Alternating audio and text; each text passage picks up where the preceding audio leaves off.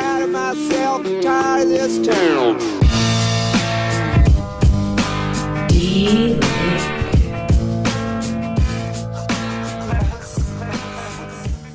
Eminent Waste of Time, presented by CW Motorsports, episode 82. I'm Doug. And I'm Chad. And once again, we're doing the not in the same place. Hopefully this works out because the interwebs are magical thing. I'm actually sitting in an airport lounge in Paris right now, and Chad is probably at his normal desk, I would assume. You are correct, see, because I can't see Doug, and Doug can't see me because we're trying to save the bandwidth across.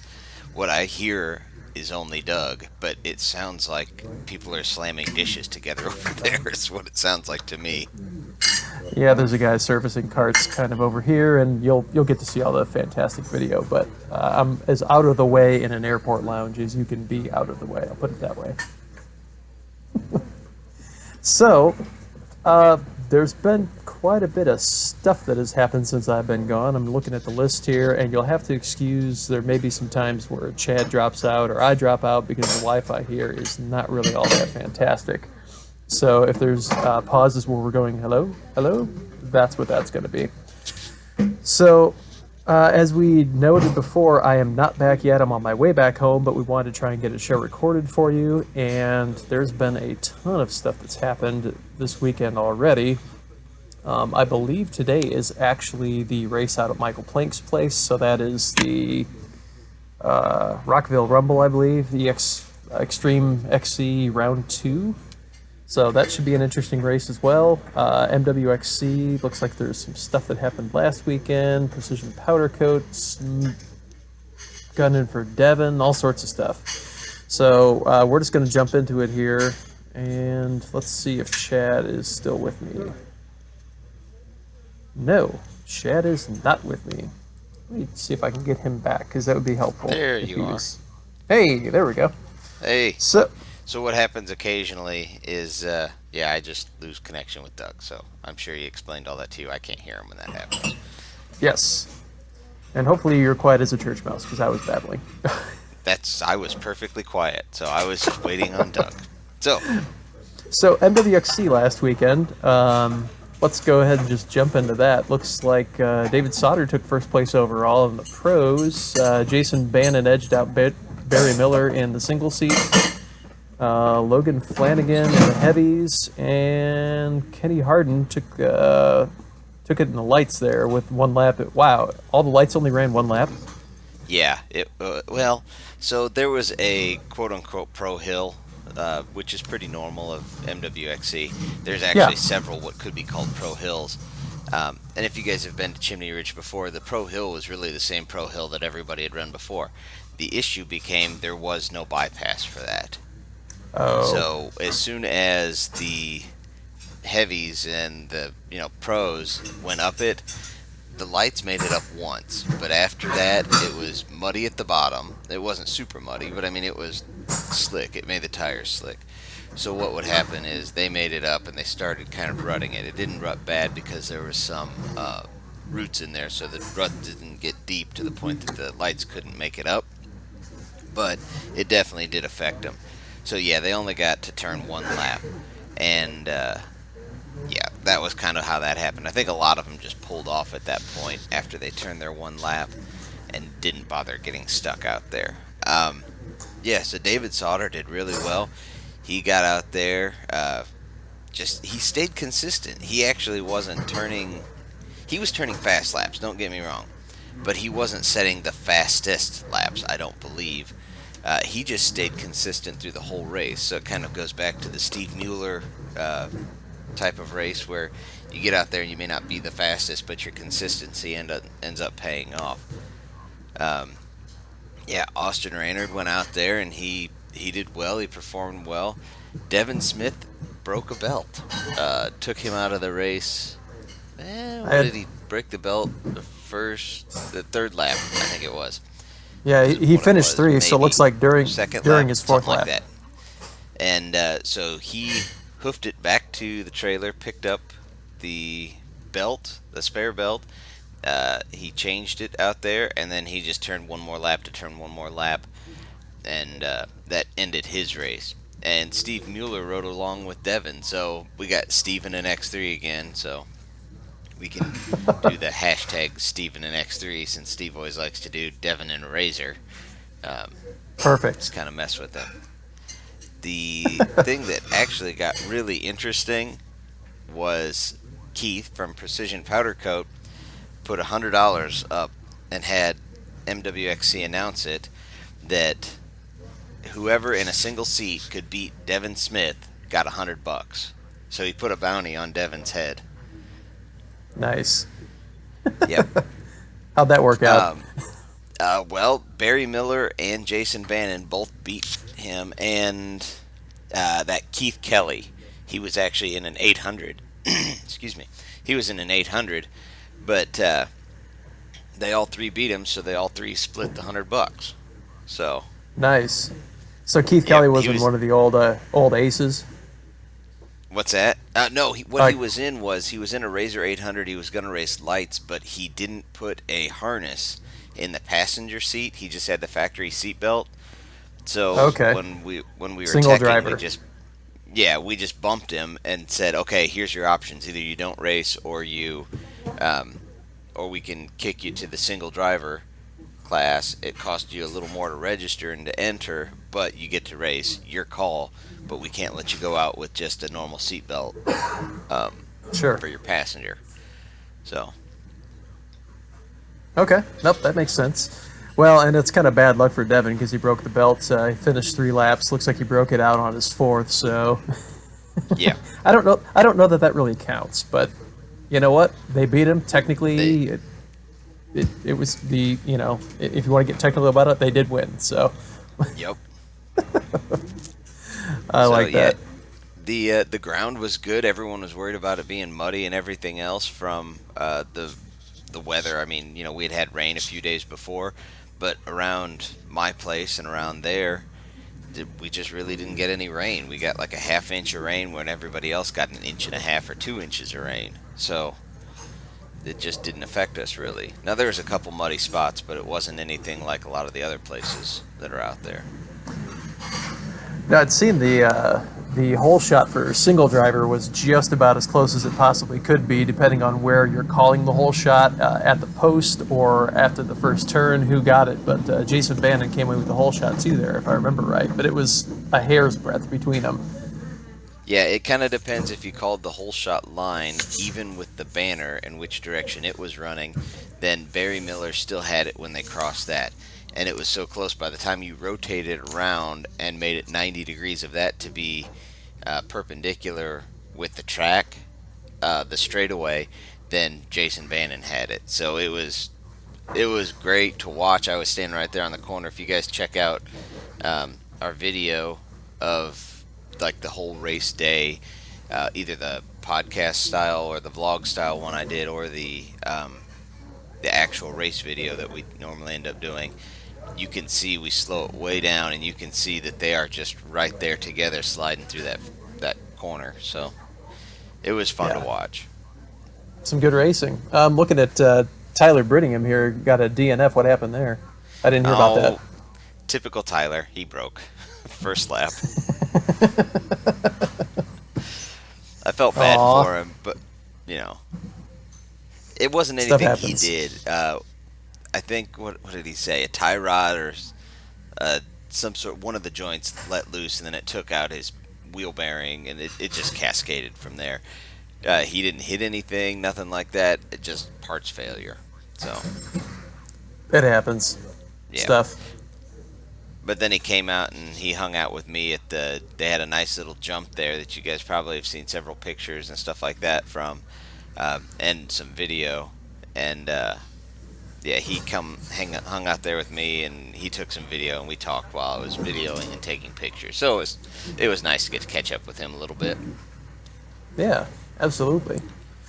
I'm looking Also- down in the heavies here, some names we definitely recognize, but I was particularly interested in Cam Mapes. Finished in 7th, got 3 laps in, and I know he had some bad luck out there as well.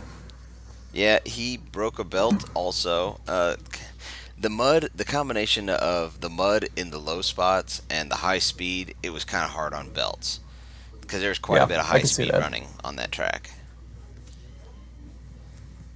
So, the normal carnage. I mean, we've always said if 50% of UTVs cross the finish line, then that's a pretty good race. Right. Yeah, but Cam didn't have any other breakage. Just a belt, kind of the same as Devin, so that's good. Which really kind Now, of stinks because it looks like if he would have hung in there, he probably could have been up in the at least the top 5. yeah, he probably would have. It's just combination of a few things. It's how it is. Yeah. When a belt goes, and there's not much you can do about it. So overall, not a bad weekend though. Looks like they had a pretty good turnout. Yeah, it was a really good turnout for the amount of people that were worried about the weather.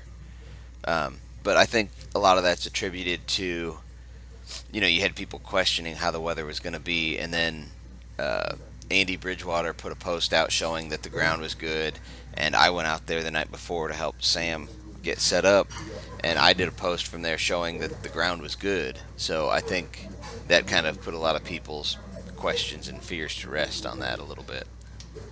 Okay. So it's all about what you guys. Yeah, no, it was not about me. I was just saying I think a lot of people were worried about it, and to show them, to see video of actually, okay, it is dry. It's not just someone saying, well, I think it's going to be dry. Yeah, no, I'm just messing with you because I can. So there was this big jump. It wasn't a huge jump, and I talked about it on the vlog style stuff that I did, I think. But you could probably pretty easily jump 30, 40 feet on it and land comfortably on a downhill ramp that they had. I mean, the ramp was a natural slope in the ground down, and they had built the jump prior to it. It was a pretty good built jump. I mean, not bad at all. And I had hit it the Friday night when I was there setting up. But as they were racing, these guys, the jump didn't go away. Nothing really happened to the face of it. It was well built. But one guy got a little over exuberant with the jump, we'll say. And he hit that thing, and he had to sail 75, 80, maybe close to 100 feet on it. Oh. And instead of landing on the downhill nice slope, he landed on the flat ground. There was no down slope. So he easily fell 6 to 8 feet out of the air. And so when he landed, found the bottom of the suspension then. Yeah, oh yeah. He did not have his shock set up for jumping. He had his shock set up for racing, which is understandable. And he fully bottomed out, like the frame fully landed on the ground. The pivot points for the rear trailing arms dug in and dug 2-inch ruts about 10 feet long, just because of how far it drug. And as soon as he landed, you hear that nasty clack of the suspension that no one ever wants to hear. And he just kind of rolled off to the left side. Not like rolled the razor, but, didn't accelerate, didn't brake, and just rolled off to the left side, and he was slumped over in the seat. Everybody who was watching him thought that he had passed out or something. They thought he had broken his back, and they actually took him to the emergency room. Ends up, he just basically aggravated pretty much every disc in his back, they said, and sprained a couple things. But he was fine, but it was a nasty sounding one. Unfortunately, I still haven't gone through all of my video yet that I need to see if I have him coming close to landing, because where I had the GoPro positioned, the only pictures I got of him doing this were him in the air, which in the air it looked impressive. It was that landing that was a real problem. Yeah, that's never good when somebody drops from that kind of height, especially flat. That's the absolute worst way you can land. Oh yeah, flat's bad. Well, yeah, you can tail whip a little bit where you slap the tail first and it ends up whipping the nose down, but that wasn't the case. No, he just fell out of the sky, and it was, you know that sound, and most everybody who's pushed something too far knows that horrible sound of the suspension clacking out, and it's not a good noise when it does that. You know something has gone bad, and everyone standing around there watching, it was all a gasp and oh no's were heard amongst everyone. So well, I'm glad he's okay. I mean, he's going to have some recovery ahead of himself, but I'm glad he's okay. Yeah. So My wife is messaging me pictures of the cats while we're doing this. So it's Important things. 5:20 in the morning here, just so you guys know. I don't know what time it is over there where Doug is. It is the 11:20 here. We're 6 hours ahead. Ah, so yes, it is very much in the early morning, but I'm still just as beautiful or not beautiful as I ever am. Slaves to the cause. I pictured you sitting in your chair like in big flannel pajamas and your hair all messy. Nope. My hair's, this is how I wake up, and I'm just in a t-shirt and jeans, so not a You big get what you deal. get with Eminent Performance, people.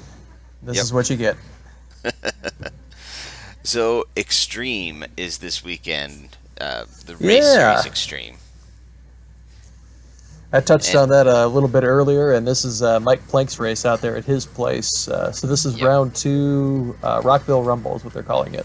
Correct. It is. So his place, Devin sent video to me, and Mike Plank was doing a little bit of pictures. His place isn't all that wet. It's kind of like what it was for me last weekend with MWXC, but his place isn't all that wet. Where here, where I am at my house, I got a swamp right now. I mean, water standing and everything. But Devin sent video over of the Pro Hill for the side-by-sides, and it really isn't that wet. The fields have a little bit of water standing, so it's going to be muddy there. They fully admit that, but the Pro Hill is going to be passable, at least for a few laps, kind of depending, how bad the heavies and the pros rutted up. There's a bypass around that should hold up pretty well, and all in all, his property looks really nice, like they're going to be able to have the race instead of have to cancel it. I was concerned that they were going to have to cancel it, but it's gonna hold together. And Now, there's been some question the as thing to I was whether you'll be chuckling able to about, make it.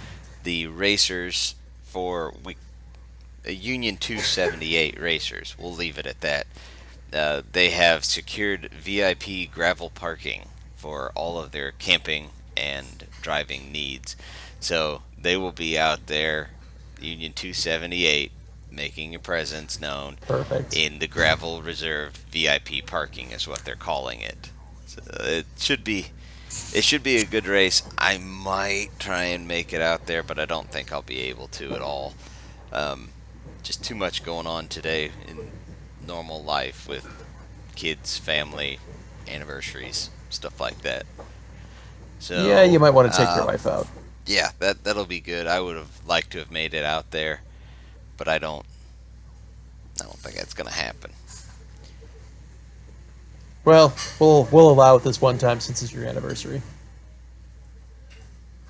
Well, looks like we lost Chad for a little bit, so we're just going to continue on for a few, because I could And hear I've lost him. Doug again, in case you guys didn't know. There's Doug's back. Hey, we're back. Yeah, you might want Hey, to look take at your that. wife out for your anniversary. That might be a good thing. Yeah, well, otherwise I won't be around for any more things at all, because she'll kill me. But we'll, regardless of whether Chad makes it out there, obviously I'm not going to make it out because I won't be back in the U.S. until basically my plane will be landing right about the time the green flag drops on that race. So there's no way I'm going to make it through the airport and then over to Crawfordsville area. That's not happening. Just grab a parachute and jump out. Yeah, if I jumped out a little early. Actually, I'm coming from the wrong direction. I'm coming from east, not west. Have him circle wide. Jump out. I'll see what I can do. No promises. Speaking So of the really... Nikola Oh, go ahead. I was going to say, speaking of really, really, really bad ideas, the Nikola NZT. That's right where I was going with it. That's where I was going. So they they've officially announced. announced some specs on this thing. It is going to be a very, very pregnant 5,200 pounds instead of the 4,300 they initially quoted. It's going to have a up to 150-mile range, not the 200 plus they originally quoted, and the base model is going to be, wait for it, the price of 4 brand new Honda Talons. $80,000 is the base starting price. That is What crazy. are they thinking? There's no way. Well, now it does look I know when we first talked about this, it's been a year ago, I'm sure. Um, you know, I said basically the same thing, and I know you were optimistic about it, which I was trying to I be. I, I get it, but the the inside does look really nice. It has a 13-inch iPad looking center display in it that does GPS and all that. It really is. I'm going to say it's similar to the Ride Command, but it's nicer. It has more features, more Yeah. things. And it's bigger. The Ride Command's like an 8-inch screen. This is a 13. It's turned vertically, and it's kind of right where a normal center instrument cluster would be. And that's all touchscreen and everything else. Then they have a second instrument cluster that's basically right behind the steering wheel, where you can see your speed and all that, and you can set all that up. So it is nice in there, but it's $80,000. $80,000. Yeah, I cannot get around that number. That's insane.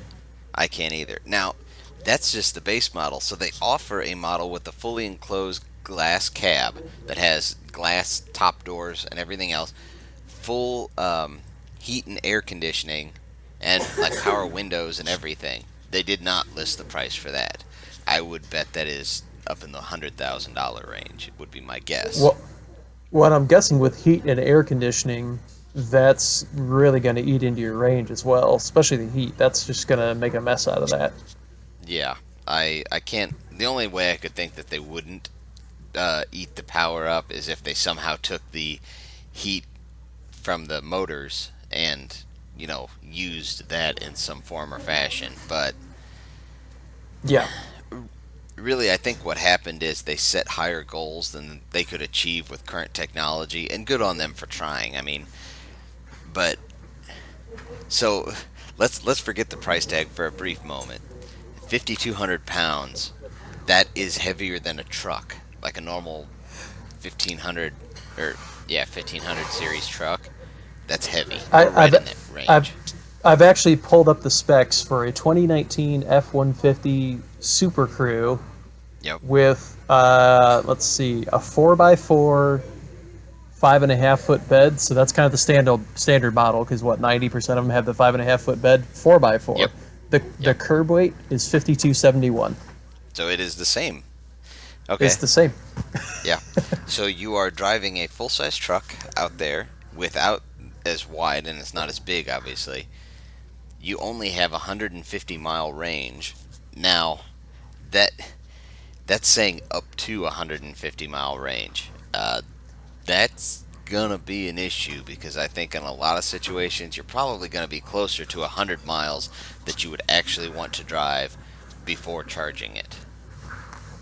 Oh yeah, because this isn't the type of vehicle where you can drive it for range. A normal electric car like a Tesla, you can coast, and you've got the regenerative braking, and you can drive it gently to try and get range out of it. UTVs by definition are driven hard. Right. Well, I mean, you're going to be on the gas hard to try and accelerate up a hill or something like that to try and make it up the hill or all that. And that's especially when you weigh that much. This. Oh yeah, the weight's going to be an issue climbing anything. But so you have that, and then now what I didn't put in our document, but their charging is they said from normal 220, 240 volt. Charging, it's something like 15 hours to full capacity. Oh wow. Let's say you want to take this thing on a ride. You're going out with your buddies, and it's a 60 or 70 mile ride in one day. You probably are going to use up most of the charge doing that, and then take it back to your base camp. And charging off a generator, you won't even realistically be topped up by the time you need to leave again the next morning for the next leg. That is correct. You will have to rely on an infrastructure of some kind, and them having that infrastructure available at these camping locations. I mean, there's a lot of them that have electricity. I'm not saying that, but outlets to charge these things, they're not going to be set up for that. This is kind of where I'm going. Yeah, and That's just a really tough sell. I mean, somebody has to be the first one to do it, and I'm glad somebody is doing it. But man, they've fallen so short of those goals they had set for themselves. That's going to be a really tough sell. Here's my opinion on it. If they had these exact specs, because they are what they are at this point, and they came in at a price of $40,000, I think it would be a little bit more widely accepted. Sure. Because at that point you could be the salesperson. Your sales would be to maybe ski resorts, and these are all obviously going to be high-end ski resorts. But ski resorts, something where you could need the four-wheel drive, but the electric makes sense because you're not having to fill it with gas and everything else, and they have an infrastructure where they could set up charging. But for the normal person to go out and spend $80,000, and at $40,000, you're really only talking about $10,000 more than a premium side-by-side is already. Because it's not uncommon to touch 30 for a four-seater premium side-by-side. Sure. So I think if they would have come in at that $40,000 mark, that would have been... They could have at least got their foot in the door. At $80,000, it is going to be only the ultra-rich who buy them, and I would say their sales numbers, if they ever break 100, it'll surprise me. Like just for some comparison, since we were talking about an F-150, you can buy a brand new F-150 Super Crew Platinum, so completely loaded to the hilt, for roughly $60,000. Yeah, this is more than that. And the F-150 is a more capable vehicle with basically the same 13-inch touchscreen. I mean, the Platinum is going to have all of that. Heated and air-conditioned seats and all that fun stuff. Yeah, I mean, you know me. I'm interested in electric vehicles. I was interested in this product. That's too big of a gap between the weight, the range, and the price. I just don't see this happening. Yeah. It's rough. It like you said, someone has to be the first, and it's good that someone actually did it. But it's still that price tag for what you actually get there's too much of a disparity there, in my opinion. Well, in 5,200 pounds, you cannot take that thing on anything but firm ground. If you even sniff mud, you're going to be straight up to the axles. I don't care if it's four-wheel drive with locked diffs. It doesn't matter. Yeah, sand is going to be an issue. I mean, I'm not saying it wouldn't move. I'm just saying it's not going to be all that fun. Yeah, horsepower to weight just isn't there. And then this is where my mind goes. I instantly thought about jumping that thing. You ever tried to jump something that's 5,200 pounds?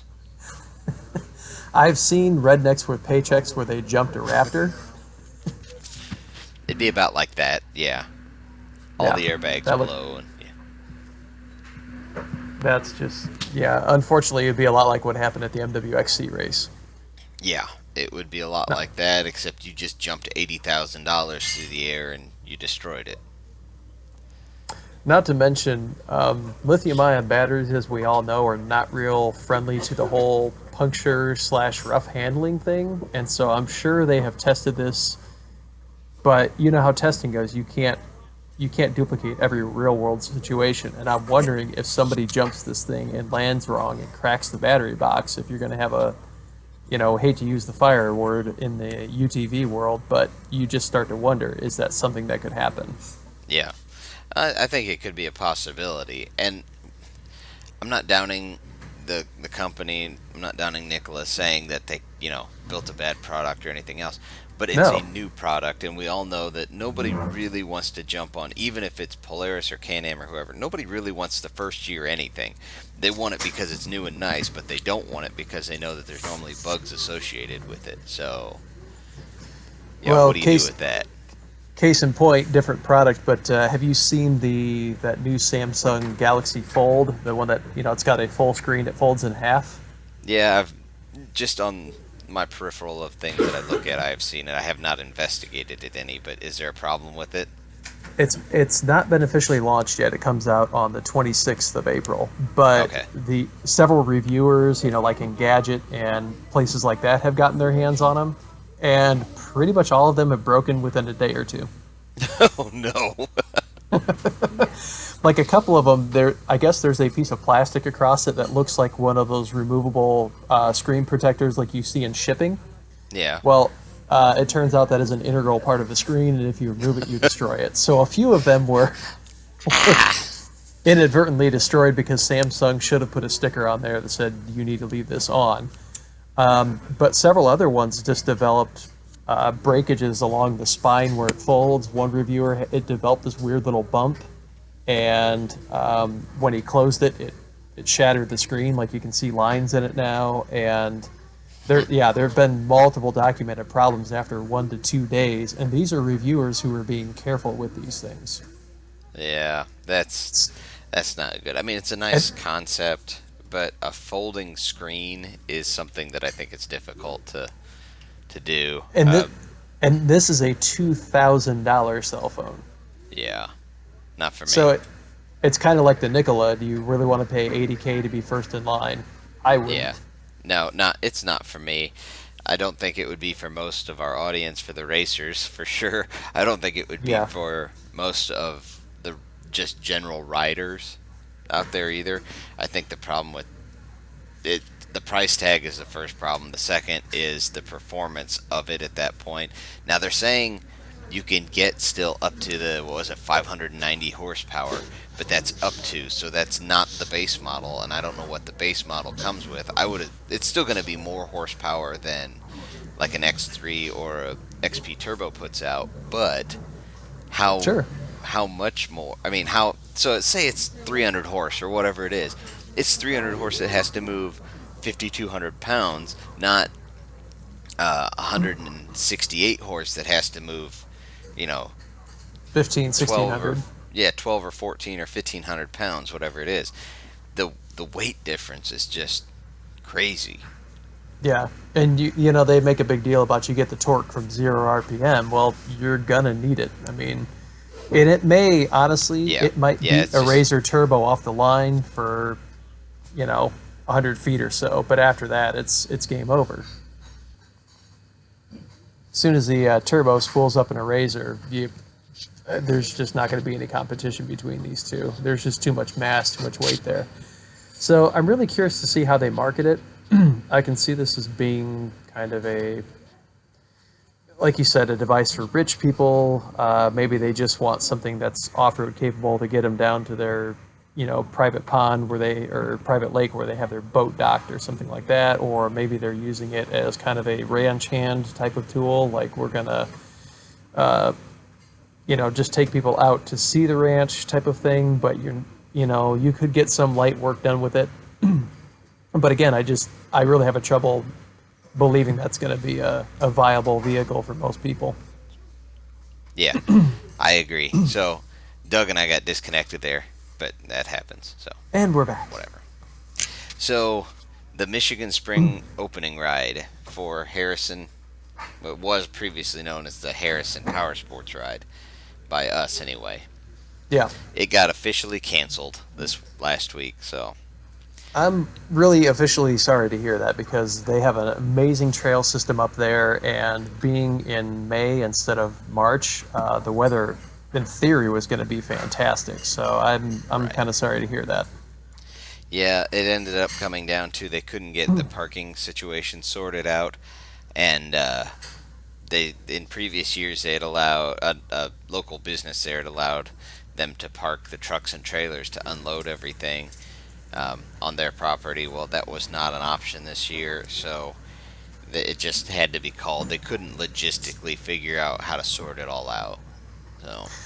Well, and I think that's something most people overlook when they're planning a ride, is they're thinking, well, it's just people, it's just UTVs and you just need to park vehicles. Well, you're talking trucks, you're talking trailers. Last year when we were there, some dude pulled up with probably a 50-foot-long trailer with 3 UTVs and some other junk on it, and you needed a place to park. I mean, yeah, it's just a problem when you have that many. And I don't know, what did they have there? 50 or 75 side-by-sides last year.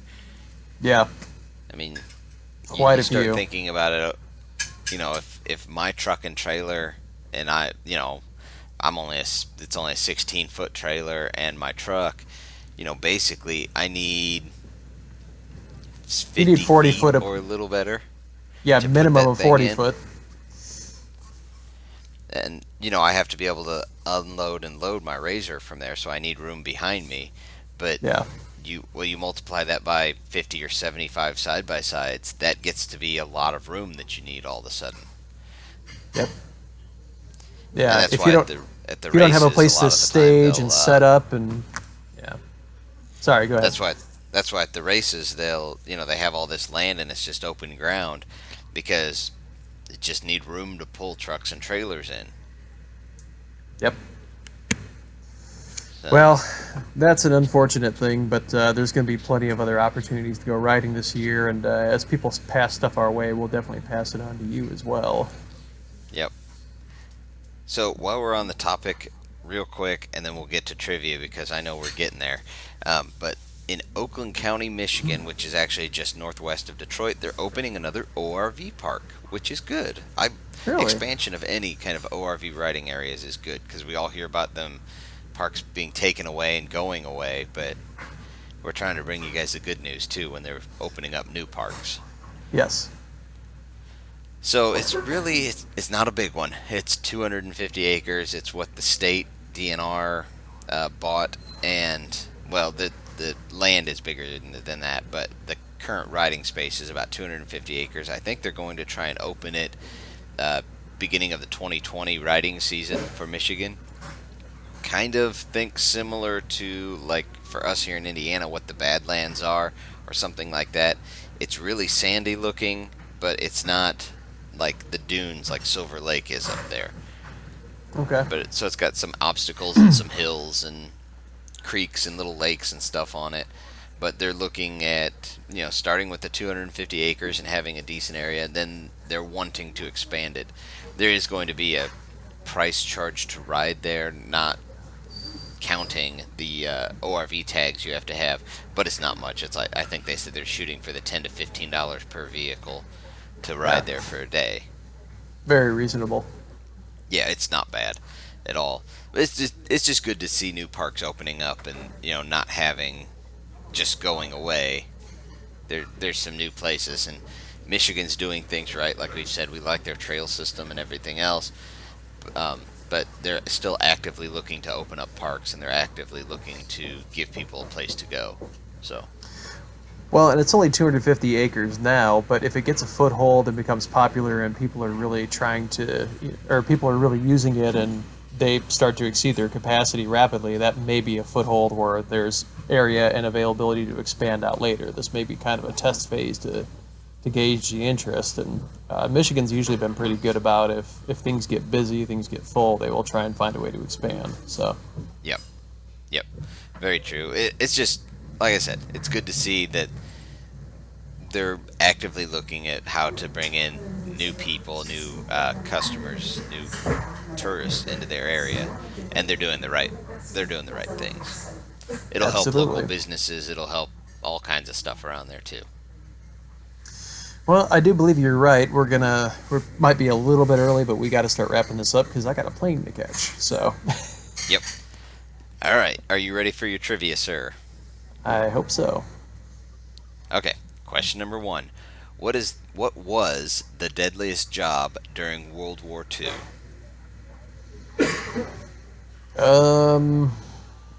Is this by percentage or just raw numbers? This was by percentage. I would have to guess paratrooper.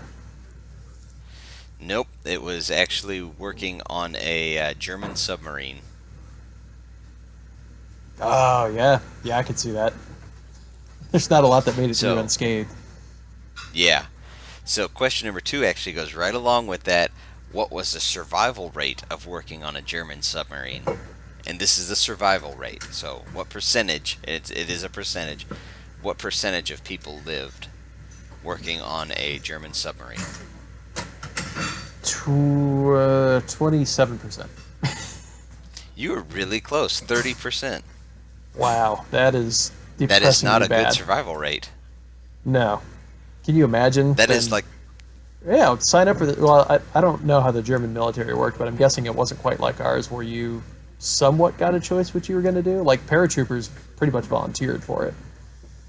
I'm guessing in Yeah, Germany they just said you're going to go on this boat, deal with it. yeah, pretty much.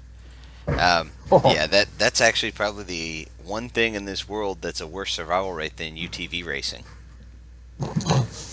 nice.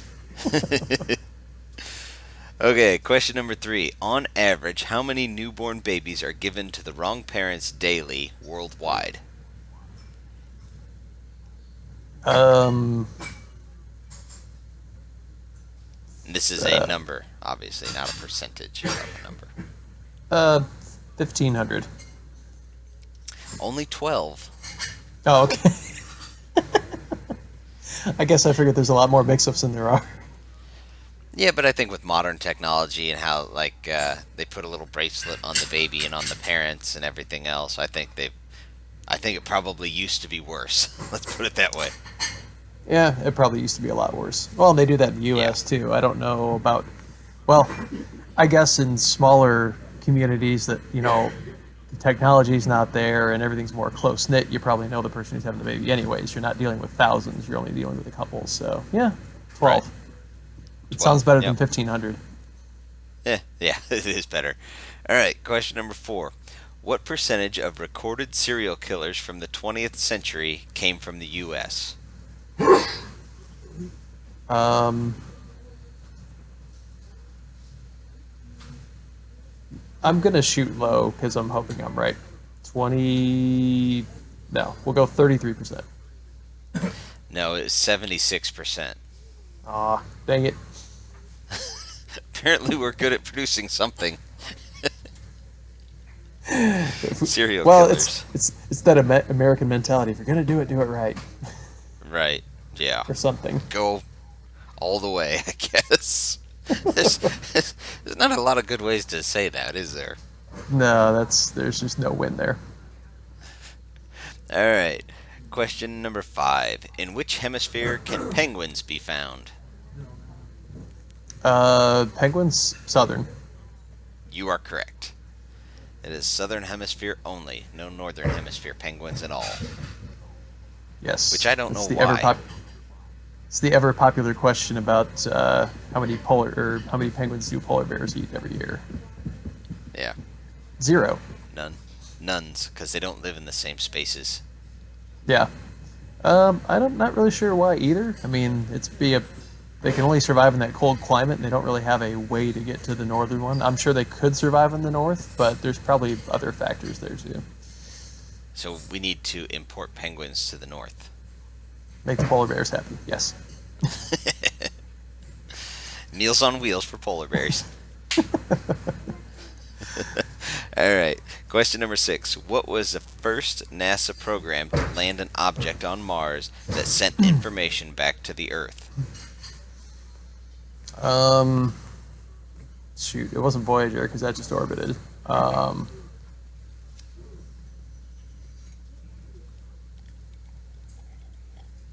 I can't remember, to be honest. Hello? We still It there? was the Viking program. Oh, yes. I was thinking that's why I was thinking Voyager. I was like, it sounds similar, but it wasn't Voyager. Viking. Okay. Yep, it was a Viking one. So, all right, question number 7. What was the first name of Sherlock Holmes' assistant, Dr. Watson? John. You are correct. It was John. Very good. Nice. Doug with his knowledge of, old stories and stuff. Things that don't matter. Exactly. Yep. All right, question number 8. How old was Kevin McAllister in the 1990 classic Home Alone? I think he was 10. Either 10 or No, 11. He's basically the same he age was- as me, I thought. He was 8, Okay, so he's a couple years younger. which he looked pretty old for 8. In Yeah. my remembrance of the movie. That's how I was thinking he was exactly the same age. I was thinking he was 10 because I remember him, thinking he looked a little bit older. But Yeah. 8. He might have been older than they set him to be in the movie, I guess. If you haven't seen it, there's a pretty funny modern commercial of his where he's doing the Home Alone bits, but it's, I think it was from like this last Christmas or something. I have to look that up. It's pretty funny. I saw that. All right, question number 9. How many U.S. states border an ocean? Let's see, 1.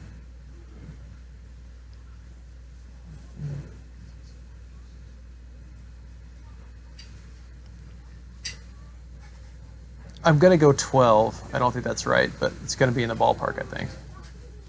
23 is what this showed to me. What? Facts, it seems really high to me. I'm even questioning it. Yeah, well, I guess I didn't count Alaska and Hawaii. But still, that would move my guess up to, that would have moved my guess up to 14. But yeah, that seems high.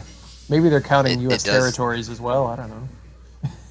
Yeah, they might be. I don't know. It just seemed high to me. But the place I got my information from said it was that. So I'm going to pull up a map while I'm on the airplane and start counting. All right. Question number 10, last one. What was the last act to perform at the original Woodstock concert in 1969? Jimi Hendrix? You are correct. It was Jimi Hendrix. Winner, winner.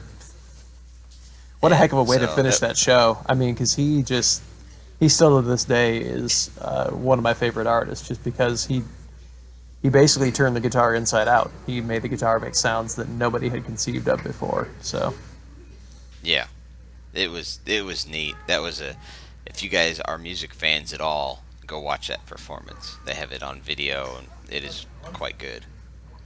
That was the iconic Star Spangled Banner. Yep. And he set his guitar on fire at the end, I believe, didn't he? Yes, he did. Lighter fluid and lit it on fire, and yep. Yep. So you didn't actually do too bad today on trivia. No, not horrible. I should have known the Mars one though. That kind of bugs me. I didn't know that, but the other ones, I don't feel too bad about knowing like ratio of serial killers and stuff. Yeah. Well, let's hope you don't know that. Really interested in that. Yeah. Well, we do want to say a big thank you to all of our sponsors, of course, our title sponsor, CW Motorsports, but also Spangs Fab. We've got Watch Communications on board, and they are still hosting this podcast and this website, despite their better judgment, because for some reason they like us. The code Waste of Time, all lowercase with no spaces, will get you 1 month of free hosting for your waste of time thing that you're doing as well. We've also got TGM Off-Road on board there.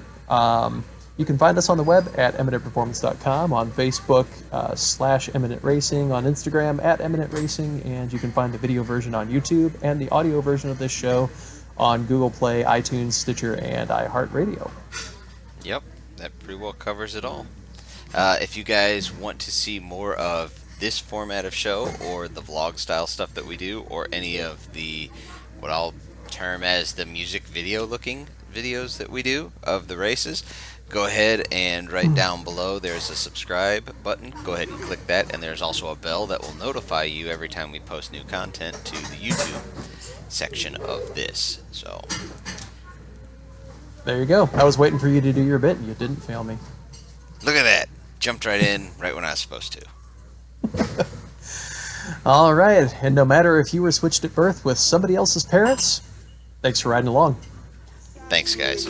Tired of going down, tired of myself, tired of this town.